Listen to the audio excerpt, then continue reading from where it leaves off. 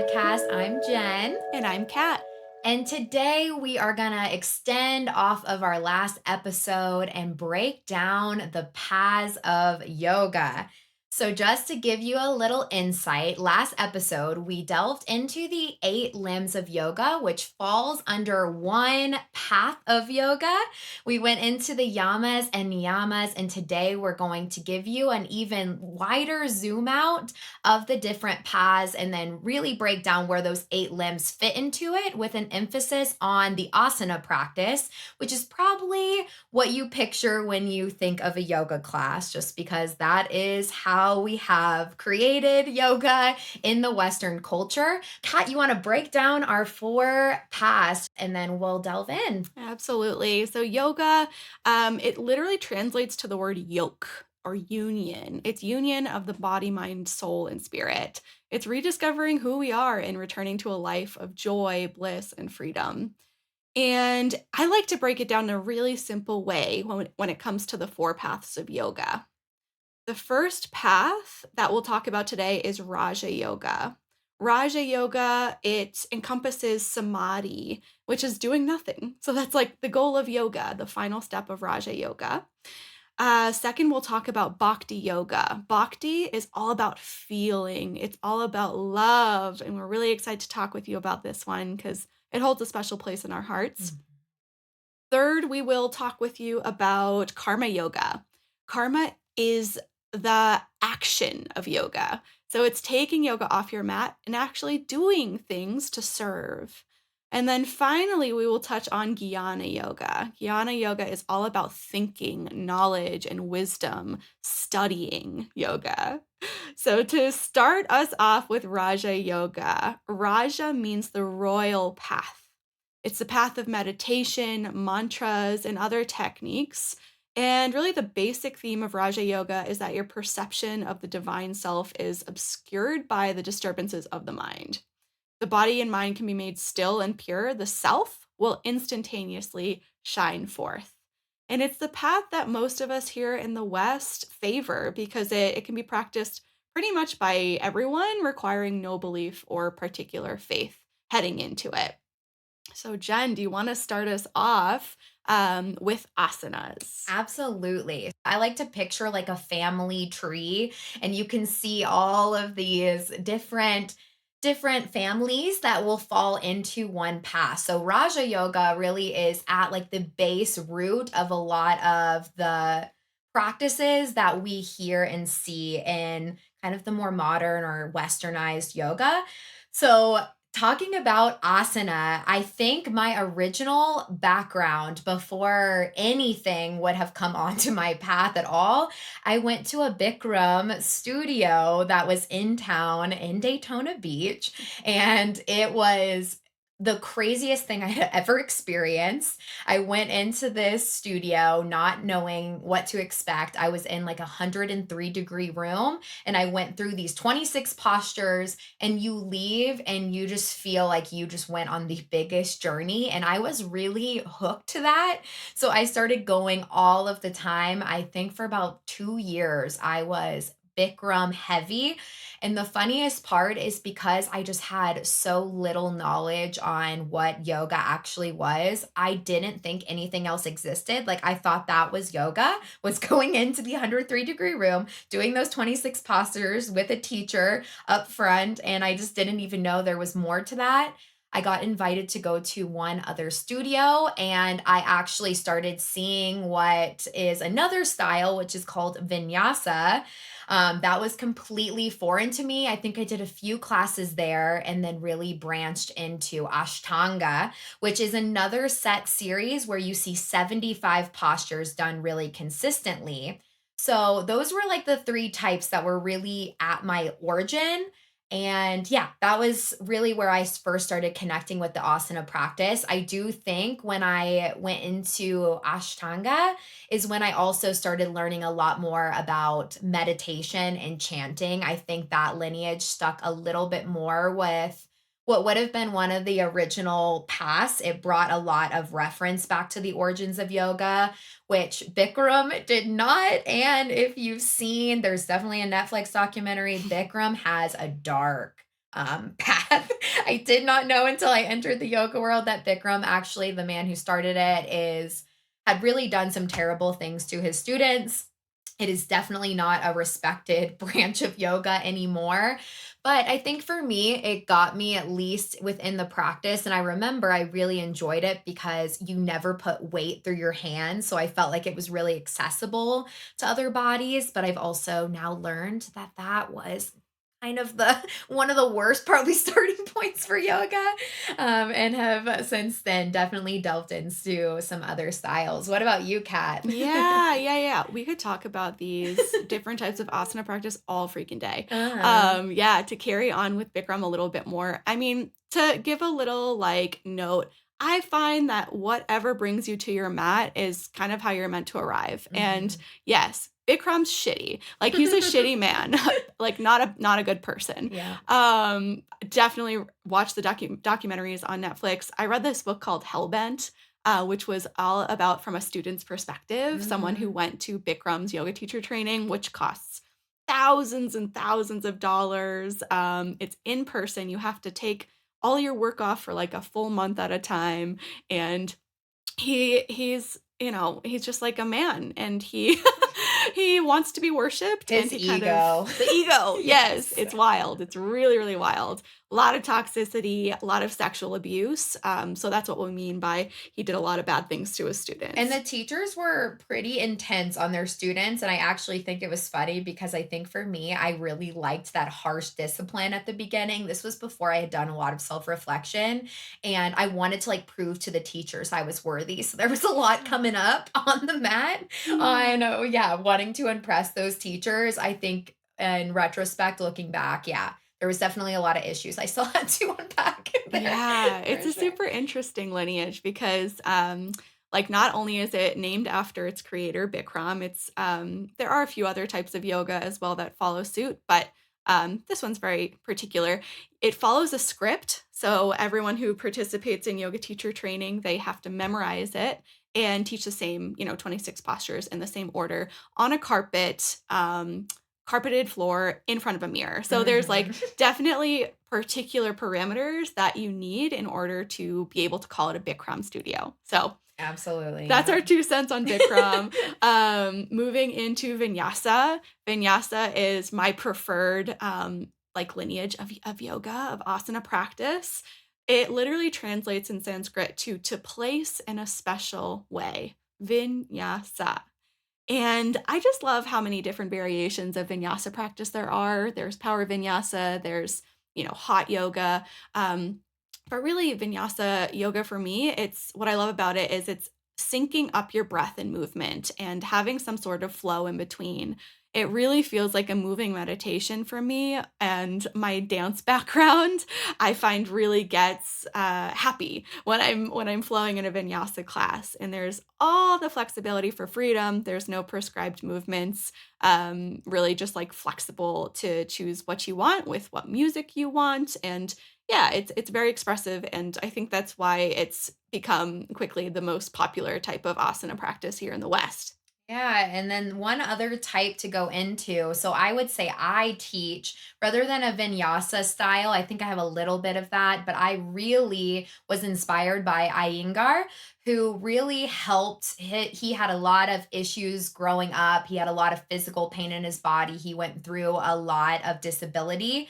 And for him, when he tried to do these traditional postures, he was very limited in being able to grow from the asana practice. So he started really being the first teacher that was factoring in like walls and stools and straps and blocks and blankets and bolsters and really using those equipments to find what works for each particular body and what you need to get into an alignment that feels good in your body, but also doesn't stir up so much physical pain that you aren't really able to get into that flow state because you're worried. And I think because of my physical therapy background, I am very prop heavy when I teach, and I'm very much watching my students to make sure the form is somewhat there just because I know so much about injury and so much about how people even have experience going to yoga class and having it hurt them and thinking that they shouldn't do it anymore, when in reality, it has been made very accessible and there are so many options and variations.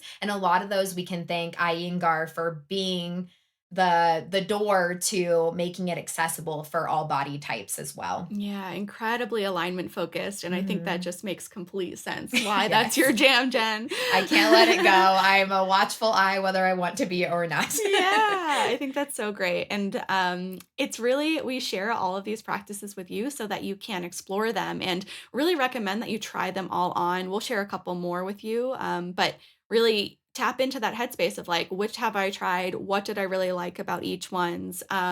What's my best fit? So you Mhm. can further explore that and find your joy. So my style is more so like I do cue a lot of different alignment, focused things, but I am really focused on like do what feels best in your body and Mhm. give my students total freedom to do different things, if it's different than what I'm sharing, which is very different from other lineages of yoga, like you wouldn't go to a Bikram class Oh, they do and not give do you your own freedom. thing. Like that's just not You would get what kicked you out, do. seriously. Right, right. And so if you're someone who needs that like discipline and wants to be shown exactly what to do and how to do it and be corrected, maybe that would be right for you. And if you're more so wanting to just show up how you are and take what you need and leave what you don't and have total creative freedom, maybe vinyasa is a better fit. Um, all of these really stem from Mhm. hatha yoga. That's like the parent limb of asana. And hatha translates to effort or force, and it's about moving your body slowly and deliberately into different poses that really challenge your strength and flexibility. So another type of yoga is Kundalini. And Kundalini translates to, it's a Sanskrit adjective meaning circular or coiled. And Mhm. it totally makes sense because the idea with Kundalini yoga is that there's a dormant snake residing at the base of your spine. And through circular movements, through breath work, through poses, you awaken this vital life force of the serpent. And as it awakens, it spirals around your chakras, your energy bodies that reside along your spine all the way up to the crown of your head. And when this happens, you feel a surge of energy and ecstasy and very pleasurable sensations in your whole spirit. So, really special. Yeah, and I just to share, I learned about all these lineages in teacher training, but I really didn't get to explore all these asana styles until I started going to yoga festivals. I think now with YouTube growing so much, you can find a lot of access to being able to try these classes out. But I would go to festivals and get to work with teachers that specialized in each of these. I remember my first Kundalini one, I was like, what does this even mean? Like, what is this going to be? And I felt like elated at the end of class. And I was like, whoa, that was a wild energy shift. And it was so much more breath work than I think the average class. Like, it had tons of focus on really hefty and quick breaths, which really, yeah, inspired a very big energy change for me. I also think when I started going to festivals was when I also got to, yeah, sit with teachers that didn't even focus on an asana practice. It was the first time I was like, okay, this is the actual um this is my chance to actually get to experience these other paths of yoga and get to see Mhm. what that looks like too. So it was really beautiful to get to, yeah, go to a space where I was really getting to see the full encompass idea of yoga and what that looked like. Mhm. Festivals are so great. They're like a gathering of the vibes. It's like a Yeah. little poo-poo platter of Yes. tastings of all different kinds, which I Yes. love. Love for music too. Yeah, and sometimes the town that you live in may not have all of these different offerings for you to try out. So a festival, of course, is a fantastic option. You can also search on YouTube. There's Mhm. lots of great different teachers from all different styles that you can explore right there for free too. Mhm. So Definitely. lots of ways to plug in. And one more type of asana that we'll share is yin yoga. And this is a very slow moving practice. Yin is can be translated to the moon. So there's yin and there's yang, the sun, the fire, the moon, the cooling side. It's more restorative and it encourages your body to really melt and relax so that you can have your nervous system completely release and let go and reap all of the benefits that come with that, like lowered stress levels, better sleep, increased mood, all the beautiful stuff that we all want. Mhm. So that really concludes what we want to talk about with asana. And just to summarize where this all fits from our last episode where we talked about the yamas and the niyamas and the eightfold path, asana's the third, and the remaining limbs are pranayama, pratyahara, dharana, dhyana, and samadhi. We promise that next season, later in the fall, we're going to do a whole episode on pranayama and dive into the rest of the limbs a little bit more too to make it feel like you have a deeper understanding of what this all means and tie a bow on it. The next path of yoga that we want to dive into and share with you is Bhakti Yoga. Mhm. So Bhakti was once again first introduced to me actually at a festival. I knew it was the path of like love and it was very centered around music, but I had never experienced anything like it. And it was so beautiful to get to see teachers that have focused purely on this path. We would just sit in a circle and we just like sing and chant together a lot of harmoniums, which is like this. Kind of like a little mini organ. It creates this beautiful vibrational sound, and we would just sing chants together, and it was really powerful. It felt like it was creating a very big energy shift as well, but without having to do any movement, really just using that voice and vibration and that collective community centered around love and gathering, and I love it, and I feel like I need more of it in my life. Yes, it's the yoga of love, of devotion, and it's really beautiful. It can initially be involved with like yourself. Maybe you share this path of yoga with your friends or family, and the idea is that it creates strong emotional ties. This is where like community feels so important. This is completely like living yoga off the mat, Mhm. because in the chaos of everyday life, it can feel really difficult to just focus on love Mhm. and be with our hearts. And yeah, it's really the easiest path of yoga when you think of it that way, but it also can be hard to just like arrive at and understand what it is. And one of the first line of a Fleetwood Mac song, I think says it really, really well to help you understand like the feeling of bhakti yoga. And it says, drowning in a sea of love where everyone would love to drown. Like Mm. this is bhakti yoga. It's drowning in love.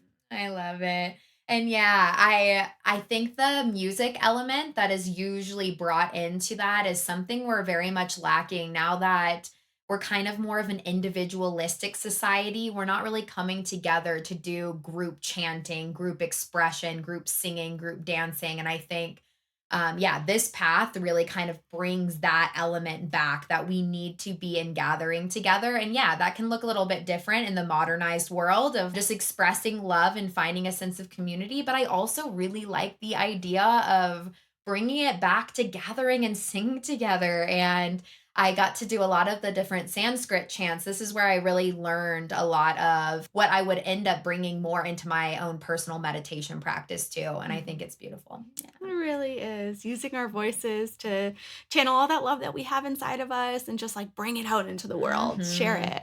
Yes. Yeah. So moving into our third path of yoga, this one is karma yoga, and karma translates to action. Maybe you've heard this word before. It is one that's thrown around a lot, even in our everyday Western society. It's performing an action without attachment to the outcome. It's the path of selfless service, and in yoga we call it seva. And I just think back to like all of the different yoga studios that I've been a part of and how they channel this karma yoga, and they do that by offering donation-based classes, free classes, different benefit classes that donate the proceeds to charities to give back in those ways. Yeah, and I was taught in yoga teacher training. First of all, we definitely spent a few of the days of our training like going out and planting a bunch of trees and plants. That was our like representation of karma yoga. And yeah, we were always taught that as teachers to try to offer some form of community class that's accessible to people that maybe yeah, don't have the means and resources to pay to come into a studio to make sure that our practice is encompassing giving back to the community. And so I've definitely tried to make sure that I offer a free class as a teacher on occasion so that yeah, I can help people get into this without having to have necessarily the means to do so. Yeah, and you may already be doing your own form of karma yoga. Think about volunteering, even just donating your time, donating some money, or even just giving thanks to someone in a really deep, authentic way, or giving someone recognition for something amazing that they did that you valued that maybe they didn't even know about before. And thinking about love languages, like karma yoga is considering your partner's love language. And if it's something that even doesn't come naturally to you, like my partner's is words of affirmation, whereas mine's is acts of service, something that we're currently working on right now. We have an alarm set in each of our phones every day, and mine says, say nice things to Kyle. Like, literally It simple is as so that. funny, Kat, too, because that is the same problem I have in my relationship is Danny's top one is words of affirmation. I'm a quality time girl, so assume if you're sitting beside me that we're all good, and I have to intentionally let myself say nice things to Danny because otherwise he doesn't feel loved, and I've just had to learn that, and that is part of karma yoga. Absolutely. So simple, simple ways to like think about this in your everyday life. Absolutely. And then our final limb is Jnana Yoga. Sorry, our final path. And Jnana Yoga, you can think of this, it's the path of knowledge or wisdom. It means trying to achieve enlightenment through the process of reason, deciphering what's true for you versus what's not true, unboxing yourself through self study and self inquiry, things that we talk about a lot here on the pod. Absolutely. I think, yeah, the what would fall into shadow work and like wound healing, looking at the depths of yourself and kind of thinking through it. I think I've spent a lot of time on this and it is a way, yeah, to release the ego. And it's just, yeah, self-reflection. And we've taught a lot of tools on the podcast for how you can delve into why you do what you do and kind of think about the root behind certain actions and behaviors and that intentional way of thinking it can be tiring to have to go into that kind of reflection but the result of doing that type of work ends up leaving you a lot lighter a lot more intentional and a lot more conscious as you move through your day to day. Yes. And it's funny with Jnana Yoga, it's said to be the most difficult path because it uses your mind to go beyond yourself, to realize that you're one with the divine. So it's acknowledging the ego, noticing when it creeps up and gets really loud and kind of gets in your way, saying, like, oh, this isn't fair. Why me? It's smashing that belief. It's identifying it first and then moving beyond it and understanding that, like, we are all one. We are Mhm. all here together as a collective, moving through the same things and unlearning so that we can return to what's true. So that's kind of the over summary of the four paths of yoga, just keeping it kind of brief. I think it's important to know these original paths. I think yoga has so often shifted towards a kind of physical practice that it's really important to know as you start a practice, which we both obviously highly recommend to get on your yoga mat and start exploring some of these concepts because it can make such a profound benefit on your life.